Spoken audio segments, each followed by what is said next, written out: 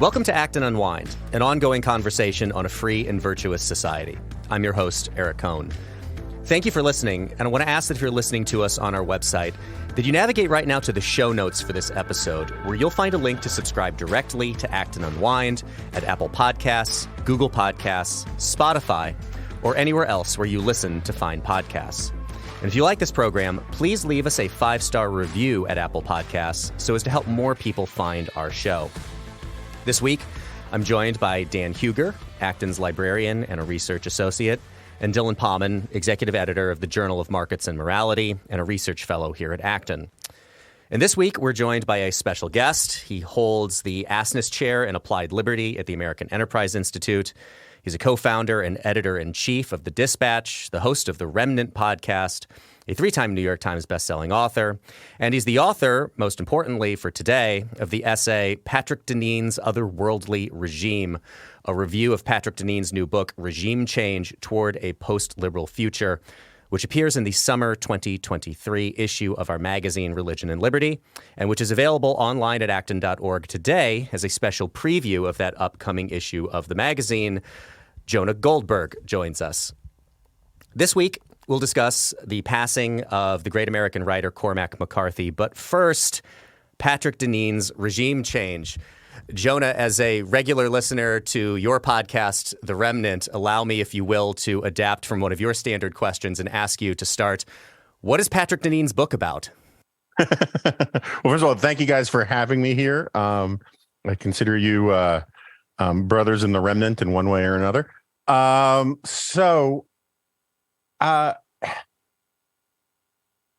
Deneen's book, like I just to say up front, I was worried that I was being unduly harsh. And having reread it, I now think I was at minimum duly harsh. But also it has been shocking to me, having read a bunch of reviews that have come out since I wrote mine, to see how fairly unanimous the criticisms have been. But we'll get to that in a second. So the book is about, he says it's about regime change. This is in and of itself a bit of a problem for me, because if you, and I've been complaining about this with politicians for a very long time, regime change in political theory actually means something. It means changing the nature of the regime, not an administration, right? So when John Kerry says, you know, we need to have regime change here at home, that's not what regime change actually means. And Deneen should know this, but then he basically kind of punts on that and doesn't actually call for overthrowing the Constitution, with an asterisk on that. He basically wants a large number of, he wants all of our institutions to be run by people who think like him. That's what he means by regime change. More broadly, this book is a sequel from his last book, Why Liberalism Failed. And it's a sort of a second installment on a familiar indictment that says the Enlightenment put us on a wrong path. British or English liberalism, John Locke, Adam Smith, the Scottish Enlightenment put us on a wrong path. That modernity itself is a problem. That progress, qua progress, is a problem and something not necessarily to be desired. And that the fundamental metaphysical assumptions of modernity need to be rethought, because he doesn't like the way America is in the first part of the 21st century. And this is his political prescription about how to achieve what he calls regime change, but which is really just sort of a political realignment. I'm sorry for rambling about that. It's just I have opinions. Well, in that sense, it sounds like the core of this book then is a very old idea, but maybe not in the way that Deneen necessarily means it, and that what you just detailed, that I don't like who's in charge right now, and I would like people, either me or who think like me, to be in charge, which just seems very surprisingly simple, considering how much people tried to project, I think, into his last book. And one of the criticisms of his last book being like, okay, you've made this indictment of the modern liberal regime.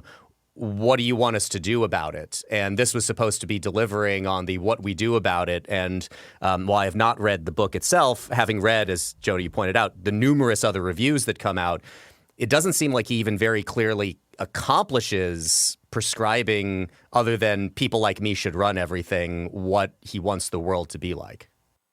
Right. I mean, so look, I did a couple panels with Patrick Deneen. I got along fine with him personally. I've known him a little bit for a long time. The thing I liked about why liberalism failed was essentially to call it federalism is probably the wrong term, the subsidiarity point of it, which is that he thought that the way you get out of this mess is, or what he described to be a mess, is through localism, a multiplicity of models where people got to live in the ways that they want to live. As a huge proponent and fan of federalism and subsidiarity, rightly understood, I liked that a lot, and I agreed with that. I've been arguing for sending power down to the most local level possible for 20, 25 years. The problem is in this book, he abandons that. He was criticized by Adrian Vermeule and other post-liberal integralists when he first floated some of these ideas for why liberalism failed 10 years ago. And he now basically wants a sort of one-size-fits-all form of government under the label integralism. And so in some ways, it's sort of philosophically for me, it's a piñata. You can whack it from almost any angle and get some reward. But my two most fundamental problems with this approach is, one is the really powerful naivete of it, just sort of the political, the political silliness of the idea that you can successfully, via essentially democratic means, convince 332 million people to agree that every institution in the culture should share any one person's political and philosophical and moral preferences, never mind Patrick Deneen's, is just silly. It's sort of like, what if Superman could fight the Hulk? It's a fun conversation, but it just doesn't take you anywhere. And the idea that you can get, so like, it just, as a political matter, I think a lot of these guys, they see a crowded room at some university that shows up to hear Adrian Vermeule or Patrick Deneen talk, and they say, aha, this must be a movement. And no, it's in fact a full room, and not a mass movement. It's sort of like when Richard Nixon was once asked if he believed in the population bomb and that the world was overpopulated. Nixon, reportedly replied, "Of course I believe in overpopulation. I mean, everywhere I go, I see huge crowds." And, there are fans for everything. When I started at National Review, I got the advice, don't get too cocky, because you should know there are at least 2 or 3 magazines in this country dedicated to twisted barbed wire art that have more subscribers than we do. And so there's this idea that happens to a lot of young and now apparently middle-aged intellectuals and ideologues, that they think because they get a little taste of popularity that really this is some sort of mass movement. And I just don't think there's any evidence in the political science literature, in the polling literature, in the voting, there's just no evidence for it whatsoever. And then there's this sort of the broader problem, philosophical problem, is that America has an actual culture. America is very liberal, classically liberal. It's too liberal in some regards and not liberal enough in others, but America has a real, vibrant, serious culture. We have a very different culture from Canada, which is much more deferential to the state. And there are reasons for it, as Seymour Martin Lipset used to talk about it. And in this book, there is zero attention to that fact. In most of these arguments, there's zero attention to the fact that we have a culture, that Americans think of the free market in a certain way. They think of the role of the state in a certain way, that these are enduring over time, and simply coming up with a better argument that's informed from Aquinas or Polybius, that somehow you will then ensorcel or Jedi mind trick all Americans to give up their preferences and their customs and their desires. It just makes the whole thing sort of, why are we talking about this? Because it's just fantasy to a certain extent. So I thought your review was excellent. And there have been many excellent reviews of this, and the vast majority of them have been critical. And I actually think, in the grand scheme of things, yours ends up being one of the less critical. I know. And it's not to say that your review is not critical, because it is on several points. One of the interesting points that I thought your review was really unique in picking up on is that the book has a sort of schizophrenic tone. And you write in your review, that it's high in the Platonic ether or low upon the surface of the Twitter sewer. That this is a book that even rhetorically doesn't quite know what it's pitching itself as, to what audience it's pitching itself.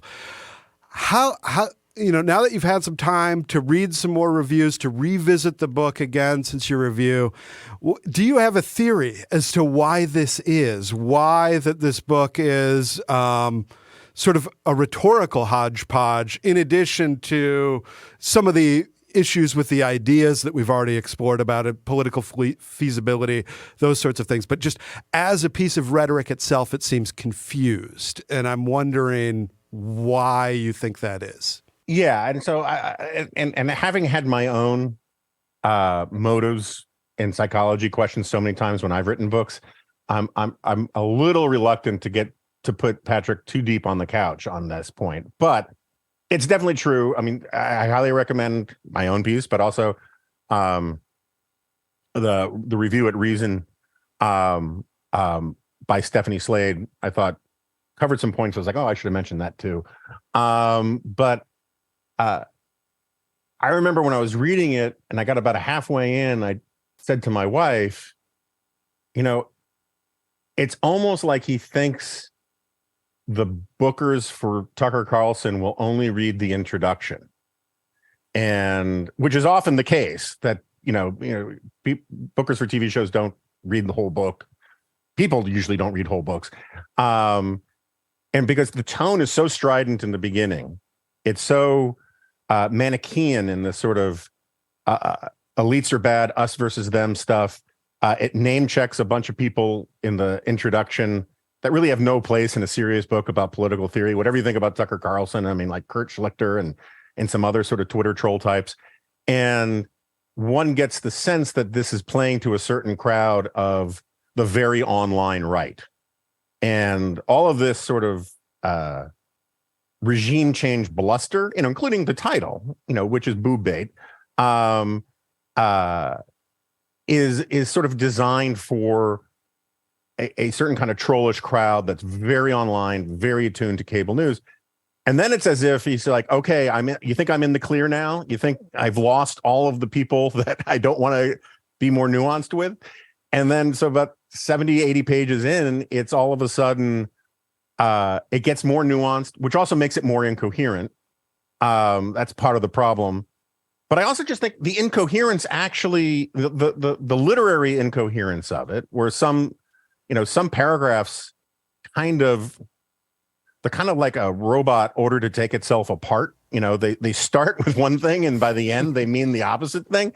I think part of that stems from the fact that the actual idea just doesn't make a lot of sense. I mean, at the core of this, which I should have mentioned at the outset, is Patrick has now written 2 books that argue at book length, by definition, that people on the sort of free market right, classical liberals, are the people who are classically liberal in terms of their view of the role of the state and the role of the markets, right? Because a lot of classically liberal people on those issues are also socially conservative. That people like me, people like William F. Buckley, people like Irving Kristol, people like Michael Novak, Thomas Sowell, go down the whole pantheon of conservative intellectuals of the last 75 years, that these people were actually in full allegiance to or allegiance full or mostly full allegiance to the hard left, and that we share our sort of political goals and political ambitions and political and philosophical assumptions about the world, and that this new right that he fancies himself one of the leaders of represents a sharp break from the fusionism of left and right that has defined American politics for the last 75 years, if not longer. And that's nonsense. It's just incredibly difficult to sustain as a serious argument. It's of a piece with the sort of the Tucker Carlson argument that there's zero difference between the two parties on major public policy issues and all the rest. But it's very appealing to people sort of the very online crowd, the Sorba Mari crowd and all the rest, because it creates room for them to offer something different, to be this new avant-garde elite that is taking over. And, by my count, this is the fourth or fifth so-called new right since World War II. And that's how you really should look at it. It's just a bunch of people making the nearest weapon to hand kind of arguments to carve out maneuvering room to say they should be in charge. And it's very difficult for me to be deeper than that. And that's why I think it's kind of incoherent as a philosophical or historical piece of analysis. I want to get Dylan in here as well, but you just reminded me of maybe and perhaps some of the incoherence is out of a desire to have this be talked about. And it reminded me of this passage in this Politico profile of Deneen that came out about a week ago, which recounts a friend of his, some guy named Joseph Romance, great name, a close friend of Deneen at Rutgers, who said, early in our friendship, I remember walking between seminars from lunch or something like that, and him telling me how much he wanted to be a public intellectual. That was his goal. He wanted that kind of fame. And like in a P.T. Barnum kind of way, like, they're spelling his name right. You spelled his name right in a review, very critical review, and so did everybody else. He's getting talked about, and he's, out there as a public intellectual, even if it is somewhat incoherent in what he's actually arguing.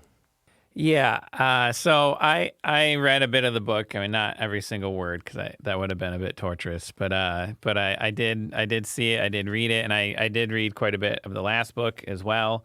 And I agree that, there are sentences that halfway through the sentence, I'm even like, hey, okay, I can charitably say, he's putting his finger on a real problem or whatever the case may be. But by the end of the sentence, he's either undermined what he just said, or he's tried to pair it with something that it absolutely does not pair with.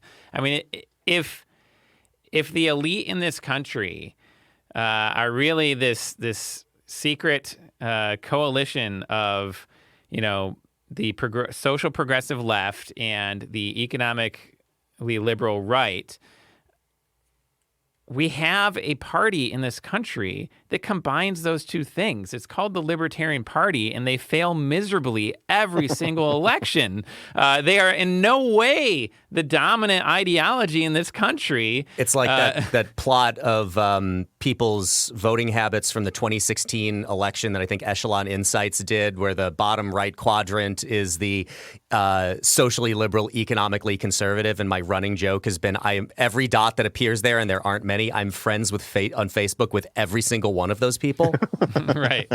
Right. And I mean, the other quadrant is larger in terms of demographics. That is the socially conservative and economically, progressive. And that is who Deneen is trying to pitch his idea to, at least rhetorically.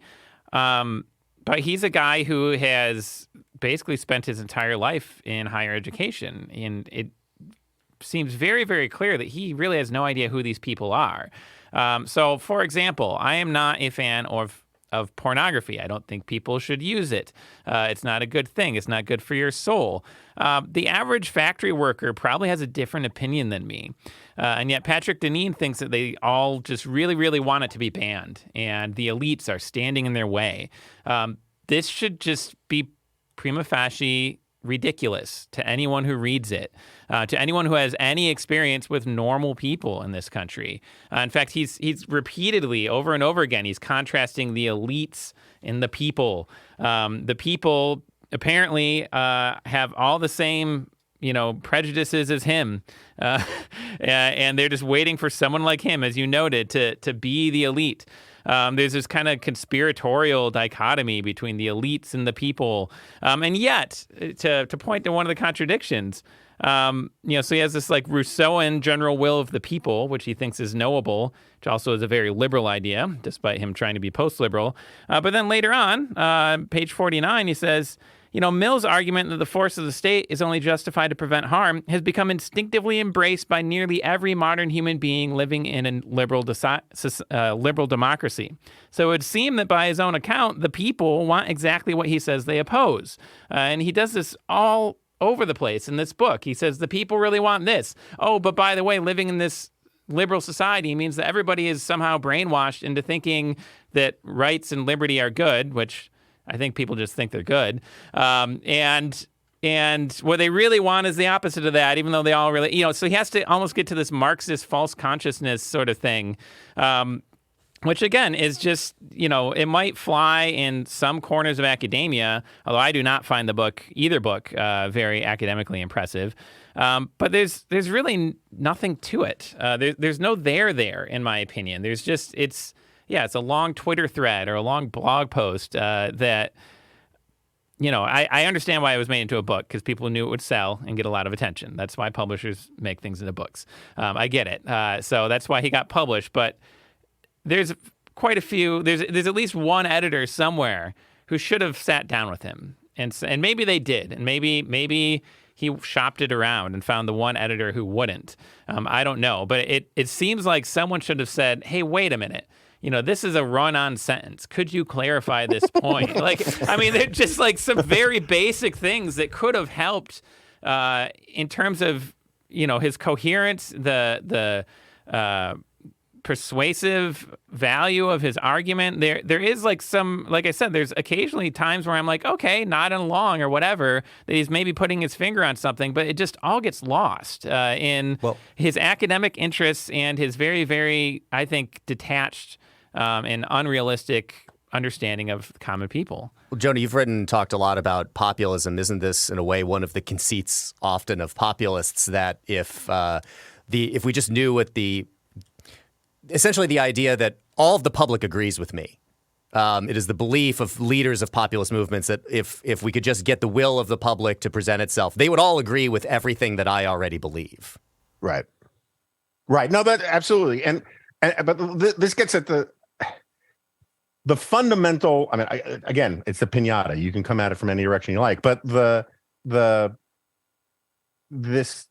there's almost like this literary motif that he wants to hold up, because he wants to talk about Polybius and the ancients and the difference between the many and the few. And the problem is, so he won't let go of the many and the few thing. And I don't know how to say this except bluntly. Many and few is not a particularly useful technical term for describing a country of 330 million people, because there are to say that, take populism, since you brought up populism. Occupy Wall Street was a populist movement. So were the Tea Parties. You can't look at those two things and say, oh, look, populists, right? Because they want different things. Now, I was generally very favorable. It was the first populist movement I have ever said anything nice about, was the Tea Party movement, because I thought they were, first of all, I thought a lot of them were sincere, and I think a lot were, but they seemed to be fulfilling that ancient libertarian prophecy, which was they wanted to take over the government and then leave everybody alone. And that's a kind of populism I can get behind. But nonetheless, there are different populist movements, and there are different political movements, and there are different regions of their country, and there are different. And so when you try to boil everything down to the many and the few, both terms obscure far more than they reveal. Because for his schema, the few represents Elizabeth Warren and Ted Cruz, and Donald Trump. Well, they maybe not Donald Trump. That's a special case. But it includes elites. It includes Noam Chomsky and Ben Shapiro. Right? They're all in the few. These elites, right? And that's just not a very useful way to think about people who are in the top 1% or 0.1% of the intellectual world or the media world or the financial world. And the many, there's no even pause in the book to think about maybe white rural farmers in Oklahoma who are part of the many don't share all of the worldviews of urban blacks and Hispanics who are also part of the many. Right? There's just no granularity. There's no acknowledgement that this is a big, diverse country with diverse constituencies, views, communities. It boils everything down to the many and the few, and he wants to be part of the few. And so long as him and his cadres and co-conspirators win all their political battles, he's perfectly happy to rely on the constitutional system and the democratic system to attain power. But he puts this little winking thing at the end. If it doesn't go our way, we might have to embrace other means to attain power and get right with history or God or the many. And it's just an indefensible argument intellectually and I think politically. So what you point to in your answer to that, which was great, is that there's a use of sources that's very unusual in this book for an academic work, because there are citations from ancient authorities, this sort of stuff. There's not a lot of engagement with secondary literature, which is very necessary if you're doing a scholarly examination. This is not to say that secondary literature, present-day academics don't get things wrong, but it's important to state what they get wrong, how they get it wrong, and make an affirmative argument for why your interpretation is superior. And a lot of the reviews have pointed out the problems with his use of ancient sources. You point out to two very interesting, more contemporary issues with sources. One is that Deneen employs a lot of social science done by the right liberals he criticizes to make his case. And you mentioned in particular Charles Murray, who I believe is a self-identified libertarian, not just right liberal. But then you also point to the structure, or at least the tone of many of these arguments, echoes James Berman, who is one of the original sort of, ringleaders of fusionism at the National Review. Could you explain a little bit where you see these echoes of Berman, and then where you see this strange dependency on sort of right liberal social science for aristopopulist ends? Yeah, and just on the classical thing, one of the things you asked, I missed that I should have done more of in review. I don't know a lot about Polybius. I did know that Montesquieu liked Polybius. I did know that the founding fathers mentioned Polybius. He has this big thing about how modernity and the founding fathers, they rejected this idea of the mixed constitution that comes from Polybius, and Polybius is so much better and so much cooler and great and all this kind of stuff. And in fact, the founding fathers thought they were incorporating a lot of those ideas when they wrote the Constitution. And but I did not know until I was reading some follow-up stuff that apparently he just gets Polybius really wrong. And that's just not my bag. On Burnham and all that, yeah. So this idea of the new class, the managerial class, which comes from Burnham. Burnham gets a lot of it from Joseph Schumpeter. This is not to denigrate Burnham in the slightest. It's just that it's part of this developed argument. It's sort of a Gramscian argument in a sort of right-wing kind of way, in the sense that there are these elites that run these institutions. They're sort of captured by these elites. They bend these institutions to their own interest and their own status. I think there's a lot to James Burnham and the managerial revolution that is really, really valuable. I mean, I named my book Suicide of the West as in part an homage to Burnham's book Suicide of the West. But what's weird is he relies on Burnham's analysis for a lot of stuff. Nothing wrong with that. I did too in my book. Lots of smart people do, because it's really smart and a useful way of thinking about things. But he seems oblivious to the fact that so much of the stuff that he's relying on to prove his point undermines his point, because his whole point is that all these sort of these right liberals, as he calls everyone from William F. Buckley down, were really in a close alliance with the hard left, either de facto or intentionally. But look at all these arguments that these people who were part of that project made, and I will use them to my own end. And so he borrows whole cloth with attribution from Charles Murray, and Charles's argument. Charles is a close friend of mine. In coming apart about the sort of the hollowing out of a lot of communities because the elites move on to someplace else. You have these brain drains. You have all these things. Perfectly fine sociological observations. Charles is a very careful, observer of things.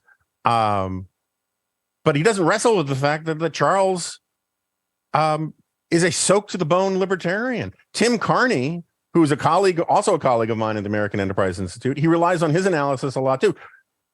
Tim wrote a wonderful book about the was it called Alienated America? Yeah, it's a wonderful book where he actually goes and he looks at like levels of social capital, levels of moral capital in various places, and shows how that is one of the big problems with driving a lot of our bad politics and our polarization and whatnot.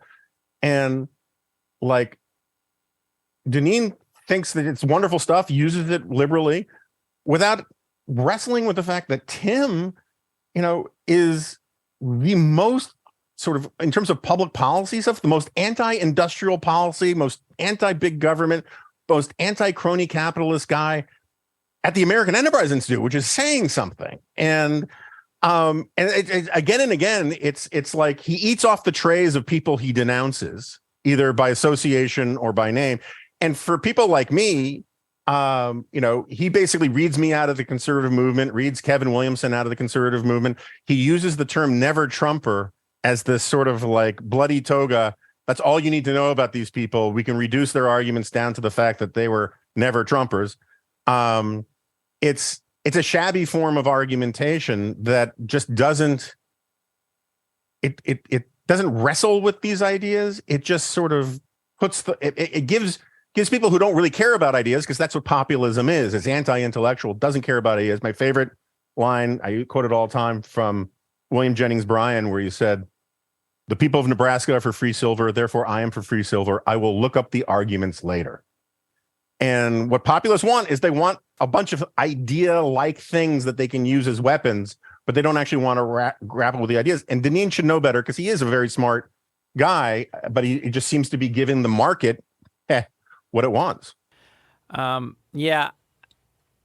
I have to say, reading this book and his last book, I wonder, and I haven't really settled in my mind, and I don't feel good about any of the possibilities. But to me, there's at least 4 possibilities of what's going on here, especially with regards to his use of sources. And we could get into John Locke, and I do in some of my work, and in the American founding, that sort of thing. But either he has not actually read the sources he cites, and so he's cribbing these citations and the evaluation of them from others, which would be intellectually dishonest. Or he read them, but did not really understand them very well, which would mean that he's intellectually challenged. Or he read them and understood them, but he's purposefully misrepresenting them, which would be, again, a kind of deception in a different way. Or maybe, the last one would be he's a smart person, but he's just fallen into a very conspiratorial way of thinking, to the point where, he's kind of a crank. I mean, I hate to put it that way, but the sort of person that under every rock sees their one theory, no matter what the situation may be. Whereas real life is just messy and complex, and there's just so much more to it than that. It's a much harder problem. I mean, that's what I like about classical liberalism. It's all about like, hey, we have this problem of pluralism. Maybe we should find a way to be at peace with one another instead of empowering one group to dominate all the others. That's because the world's messy, and either you do that and you find some kind of, compromise of peace that people can live with, or you're hoping for that regime change, and you're hoping to be the regime, I suppose. I don't see it as very realistic. You mentioned the piñata metaphor. It's true, you can hit this from a lot of different directions. But piñatas have sweet, tasty candy on the inside. And there's no such thing involved here. It's just not an enjoyable read. There's nothing to take away from it that I feel like, well, I can see a really interesting intellectual project coming out of it. Between the two books, if anything, it's gotten worse. And I didn't like the first one that much. So I don't know. I don't know it's not to say that Deneen can't rebound from this. And the journal I edit, there was a long review essay of his first book, the title of which was From Peak Oil to Peak Liberalism. So he has had a different kind of cranky idea in the past, that peak oil was on its way. We were going to run out. And this is going to radically change our economies throughout the world. we're still going strong in 2023. Let's hope we do find some alternative energy sources. But in the meantime, we've got fracking, we've got natural gas, we've got all sorts of things. We're doing all right. And Patrick Deneen has moved on to talking about liberalism. So I don't know. Yeah, go ahead. I think you make a great point, which I just want to focus on for 2 seconds. In the same way that he just completely ignores the fact that this is a country with a history and a culture and a tradition and mores and aspirations that are fairly well grounded in reality. He just sort of assumes that this is all something that it's all Play-Doh for intellectuals to mold at will by simply asserting some new idea, and that they'll change everything. That's the problem with his understanding of liberalism starting 300 years ago. The liberalism wasn't some conspiracy that a bunch of eggheads got in a room and said, we will come up with this idea that will empower the right kind of elites and blah, blah, blah, blah, blah. It was, today's liberalism, today's liberal democratic capitalism, constitutionalism, these are Chesterton's fences, right? These are things that were created to deal with real problems, like the 30 years, the wars of religion, where people were killing each other over issues of faith, and they came reluctantly to the conclusion, and imperfectly, because obviously there was still a lot of discrimination against Catholics and whatnot. But the liberal idea that comes out around the Westphalian settlement is that maybe we should stop putting issues of conscience to the sword. And that idea, which is sort of hammered out and fits and starts, takes on a life of its own because it's successful, right? It's sort of like the stuff that Adam Smith didn't invent capitalism. He was observing it as it was unfolding, and said, hey, look, there's an order to all of this kind of thing. For Deneen, he really does seem to think that, but for the scribblings of a handful of intellectuals, none of this would have happened. And so therefore, if you think all of this was created ex nihilo from the page, then the page can undo it too. That you can just simply write a book called Regime Change and get hundreds of millions of people to give up their hard wired or deeply held views about what they want their country to be like, what they want their communities to be like, what they want their families to be like, what they want their relationship to the state or to religion to be like. And it's not all one point of view. There's a lot of diversity out there. I believe passionately in the power of ideas. I think the written word and intellectual efforts and books are hugely important, but they're not magic. And this is my problem with Hazoni's approach to this stuff. It's my problem with Deneen's. It's all these guys. They seem to think that words are magic. It's a very postmodern lefty kind of point of view that philosophers brought all this stuff into existence, and that therefore philosophers can unblink it out of existence. And you have to deal with the messy reality that there are real human beings who are going to disagree with this, imposition of new ideas from above. And that's what it feels very faculty lounge to me, or very sophomore dorm room to me. All of this stuff, the whole sort of post-liberal nationalist, whatever new right project. Since the ideas are so weak, I think you can really only look at it as through the prism of elite theory, is that this is an insurgent group that seeks power first, and they're marshaling the arguments to suit.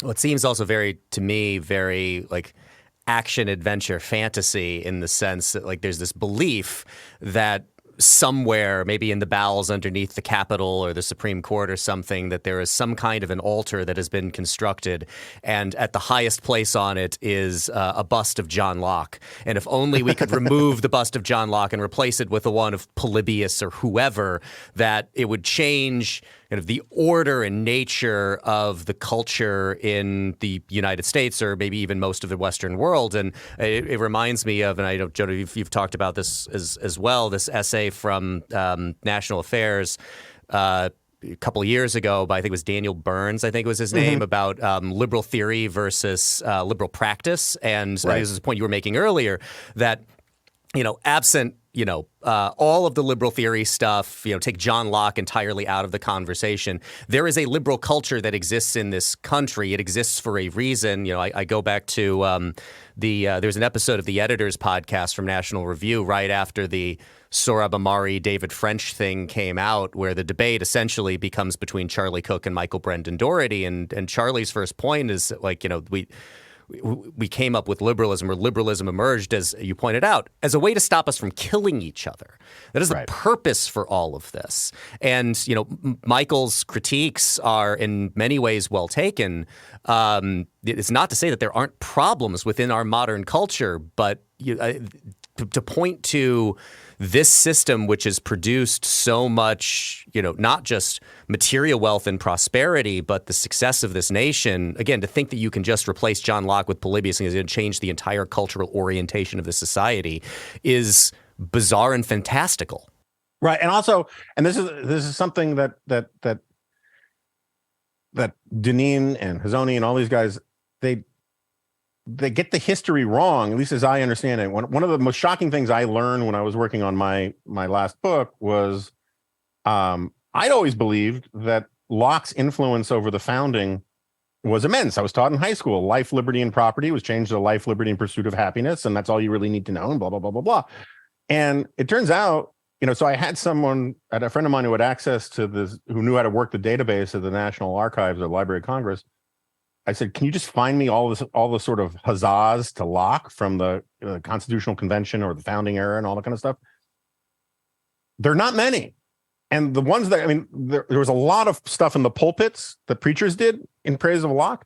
But the reality is that what was really influential about Locke was his empiricism, was the overthrowing of the divine right of kings kind of argument. And the second treatise on government stuff is basically not cited by many. It was his metaphysics that was more interesting to the founding fathers. So this idea that somehow the second treatise is the liner notes to the Constitution, I don't think is actually, defensible. And even if it were, there are people who disagree with that. As Burns points out, there's not much about our actual system that is literally borrowed from Locke. Like Locke was, there's no real argument for the Electoral College, in Locke or any of these kinds of things. And, but it's this idea that somehow ideas are magic. Who is the king? He breaks his seal and he thinks, during the Glorious Revolution, and he thinks, aha, I've broken my seal. Now no one can make laws because the seal is broken and it's magic, right? And no, it turns out you replace the king and they'll make laws without the seal. It's fine. It's this emphasis on the ideas above all else without, looking at the underlying reality. And that was the problem with why liberalism failed. He hand waves away, the fact that something like 3 out of 5 kids didn't survive childhood, in these better times before Locke, and that he has like 1 or 2 sentences about how people say women were liberated, because of the Lockean modernity stuff, but now they're in a greater form of bondage. Women today are not in the same kind of bondage they were in, say, 1400s Bavaria. It's a bizarre ahistorical argument, and you find this time and time again where it's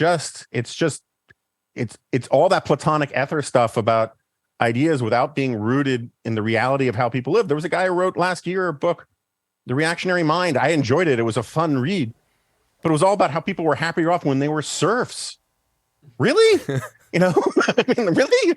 And well, you're getting that on Twitter right now too, with that Michael Knowles thing about life in the 1220s being so much better than it is now. Also, author of the one favorable review of Deneen's book that I've seen. Michael Knowles, is that right? Yes. Yeah. So anyway, I could rant about this for a while. I apologize. So I think there's an interesting larger question here. Is this entire sort of post-liberal project past its sell-by date?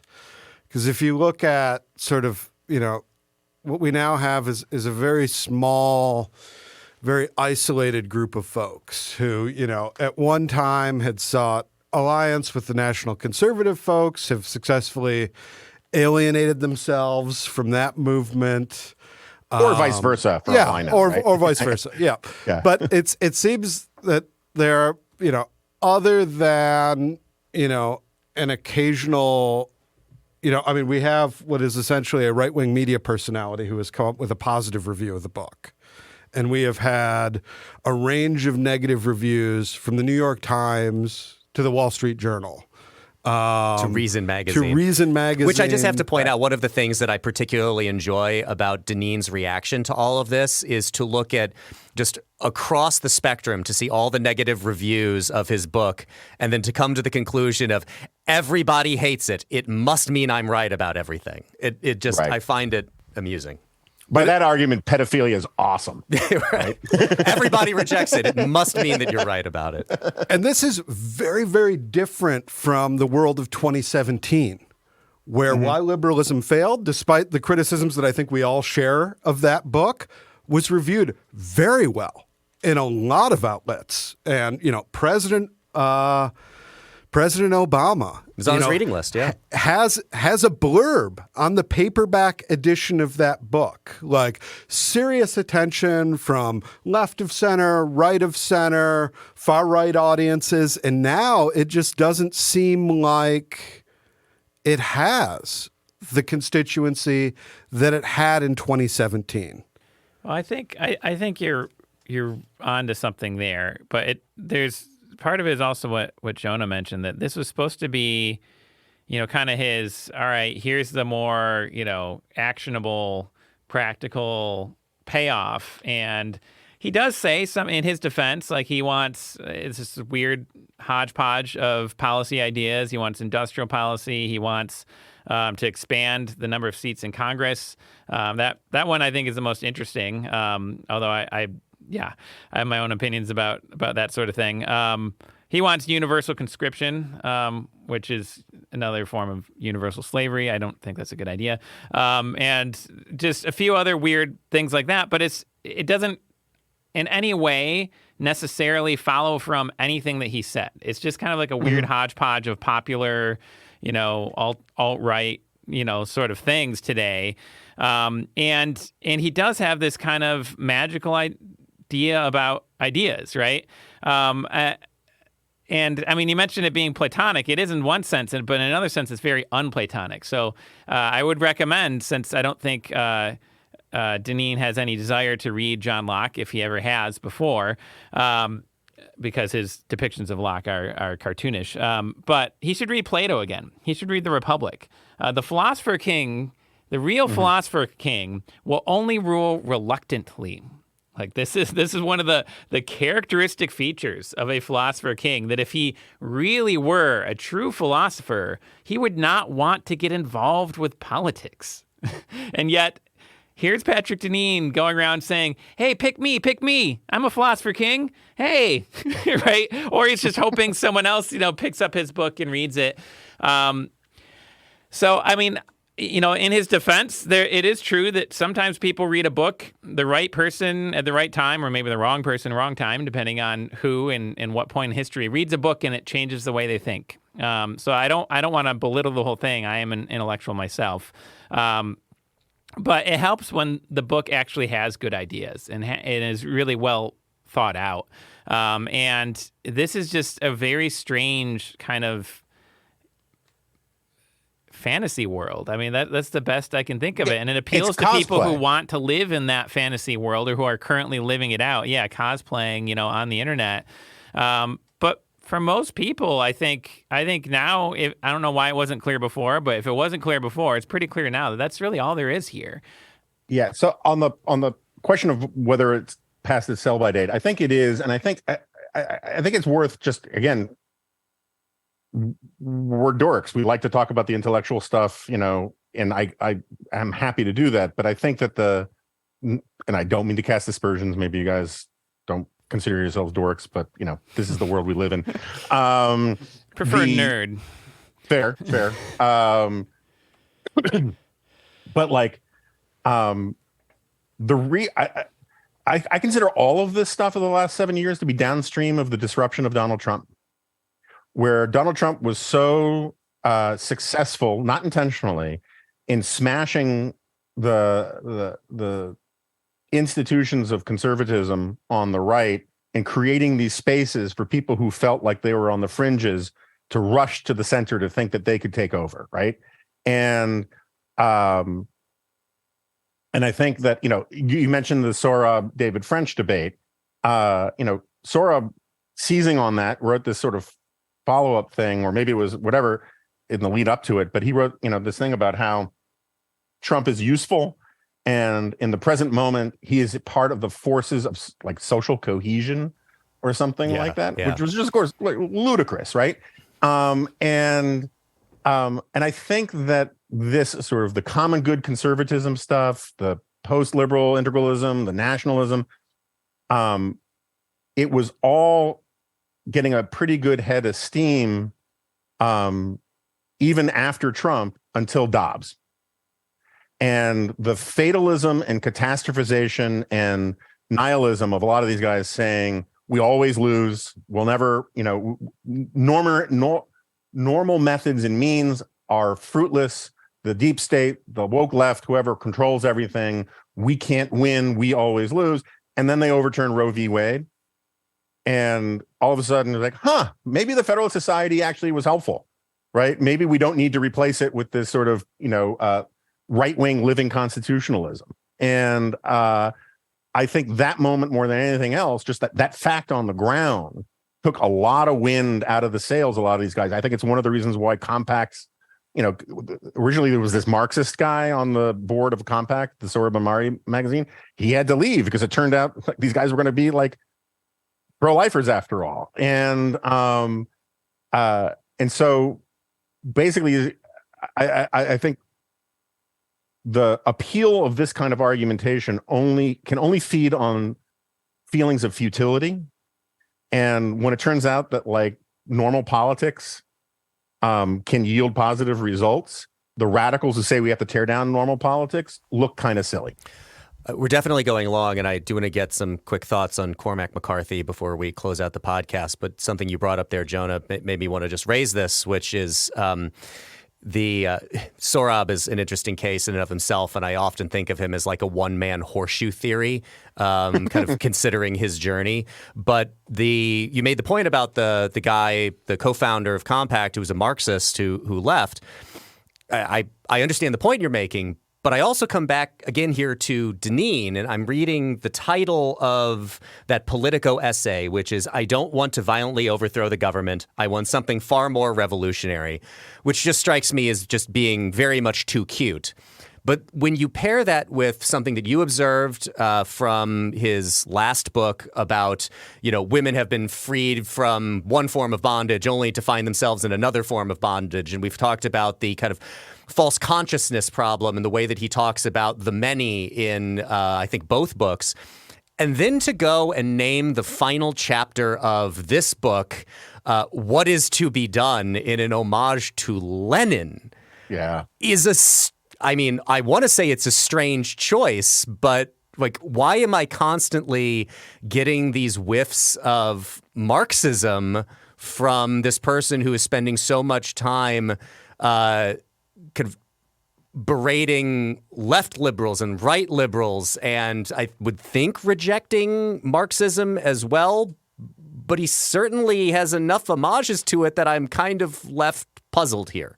No, look, at the end of the day, first of all, there's a lot, it's not just a whiff, there's a lot of Marxist and Marxist adjacent stuff in there, including this whole reducing the many, the non-elites to one monolithic block.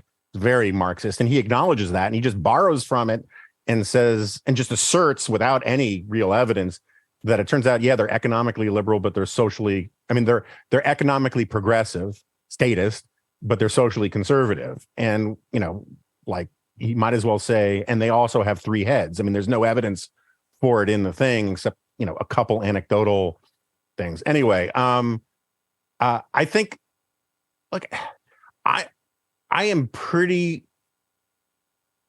I I have a high degree of animosity towards the whole idea of new ideas. It's not that new ideas don't exist, but there are far fewer of them than people think. And as a conservative, I'm inclined to think that somewhere between 92 and 99% of new ideas are bad. And I'm talking about in the realm of political philosophy and politics and whatnot. If you got but better mousetraps too. Probably most people's idea for a better mousetrap actually isn't a better mousetrap, right? Just the law of numbers says that people are going to come up with bad ideas first before they get good ideas. What is it? Tom Edison said he didn't fail 10,000 times making a light bulb. He succeeded 10,000 times in figuring out how not to make one. Regardless, radicalism, whether you want to put left-wing gift wrapping paper on it or right-wing gift wrapping paper, it still just boils down to the idea that we have to tear down the existing institutions and we'll figure out what comes afterwards. And a lot of these right-wing radicals and a lot of left-wing radicals, including Marx himself, never put a lot of thought into what comes after, what you're going to replace the rubble with. They just want to tear stuff down. And I think that that's the orientation of a lot of these guys we just know that it's very Rousseauian. The current system is incredibly corrupt. Whatever replaces it has to be better, particularly if we're running the show. And I think that's the superstructure of the argument, and everything else is just sort of ornamentation. So along those lines, he at one point says he thinks people need to use Machiavellian means to Aristotelian ends, and I think that gets at a lot of this sort of thing that he thinks by hook or by crook we got to get in power somehow and then we'll figure it out. But again, it reminds me of the Plato thing in the Philosopher Kings, that if you really are a sort of person trying to be Machiavellian, you don't broadcast it to everyone. Right. That's like, I don't, he didn't look make at me, I'm being Machiavellian. Right. Like, yeah, Machiavelli wrote a book, but yeah, you don't, the people who actually do the things Machiavelli describes weren't like, hey, just so you know, ahead of time, before I do it, I'm going to trick you all. It doesn't work that way. So the first rule of Machiavelli Club is don't mention Machiavelli. Exactly. Before we go here, I do want to comment very quickly on the passing of the novelist Cormac McCarthy, who died last week at the age of 89, author of a number of best-selling books, All the Pretty Horses, The Road, No Country for Old Men, several of which were adapted into films. I'm actually reading No Country for Old Men right now. I'd ordered that about a month ago, and in my true style, have started reading it and then put it down, and I promise to get back to it. I really do. One of the things that stuck out to me in reading some of the obituaries, there was this interview with him from years ago. And I just want to note, a fascinating character who apparently his own desire to live, his own way, not to accept money or honorariums to go talk about his books that, quote, everything I have to say is there on the page, which was to, the detriment of his own personal wealth and lifestyle, to the point where it, drove, I believe, all three of his wives crazy. There's this quote that just stuck out to me as being interesting. There's no such thing as life without bloodshed. I think the notion that the species can be improved in some way, that everyone could live in harmony, is a really dangerous idea. Those who are afflicted with this notion are the first ones to give up their souls, their freedom. Your desire that it be that way will enslave you and make your life vacuous, which seems like a perfect dismount from what we were just talking about into McCarthy himself. But he was the thing that has stuck out to me about particularly No Country for Old Men is his depiction of essentially human nature. And human nature laid bare, that Llewellyn makes this choice to take the money and all that isn't his, and all of these bad things befall him as a result of making that choice, which I think makes him arguably, and I looked around for this as well, and I found a few people who wrote about it. No Country for Old Men is arguably one of the most conservative films made in the last 20, 25 years. So I think is a very interesting author. Like I said, I'm looking to get into the books, but in terms of the film adaptations, I think his commentary on human nature is particularly intriguing and would commend people to his works. If only at this point I can recommend the movie adaptations, if not the books themselves, for an exploration of that. His feet are light and nimble. He never sleeps. He says that he will never die. He dances in light and in shadow, and he is a great favorite. He never sleeps, the judge. He is dancing, dancing. He says that he will never die. I'm sticking to the book. I don't have a lot to say. I read The Road, not the feel-good book of the year for any year since 1220. But I gotta say also, I'm kind of with Cormac McCarthy's wives. I think there's nothing wrong with going to give a talk at a university about your books. But what strikes me just very quickly is I love No Country for Old Men, the movie. That's in part because I'm a Coen Brothers guy. It's very similar in a way to Sam Raimi's movie, A Simple Plan, which I wrote about years ago as being one of the most conservative movies ever made. This basic idea which is similar to what you were talking about with McCarthy about the world being soaked in blood, is that there's a very narrow path. In the sort of, if you look at humanity, there's this little path through the jungle, which is sort of bourgeois morality married to sort of liberal institutions and basic norms of decency and doing right. And if you stray off the path a little bit, therein lies the jungle, and therein lies bloodshed and nature red in tooth and claw. And I think that's the message of A Simple Plan. That's the message of No Country for Old Men in a certain way. When you start taking for granted that the norms and institutions of a decent, peaceful life weren't hard won and clawed out, as we were talking about earlier, but where sort of where liberalism came from, it is very easy to fall back into the state of nature. And so I agree with McCarthy, at least in that quote, that state of nature is the permanent human condition, is the permanent natural condition of humanity. But if you can stay on the path, and if you can keep people on societies on that path, it doesn't have to be that way. But it takes eternal vigilance and gratitude for what you have. And I don't think that necessarily. I think that's what offends me so profoundly about so many of these arguments about how liberalism is the problem. Is that all of the proposed solutions aren't new ideas. They're just gussied up forms of authoritarianism, monarchism, clericalism, go down the list, with a lot of new verbiage attached. And I think that's sort of the lesson that I take, and I'll shut up there. Let's call it a wrap there. Thank you for listening to Act and Unwind. If you're listening to this podcast on our website, please look right now in the show notes for a link where you can subscribe directly to Act and Unwind, or just search Act and Unwind on your favorite podcast app. Also, please rate and review us on Apple Podcasts, 5-star reviews only, so that more people can find this program. Thanks to Dan. Thanks to Dylan. A big thank you to Jonah Goldberg for joining us. For the Acton Institute, I'm Eric Cohn. We'll see you next week.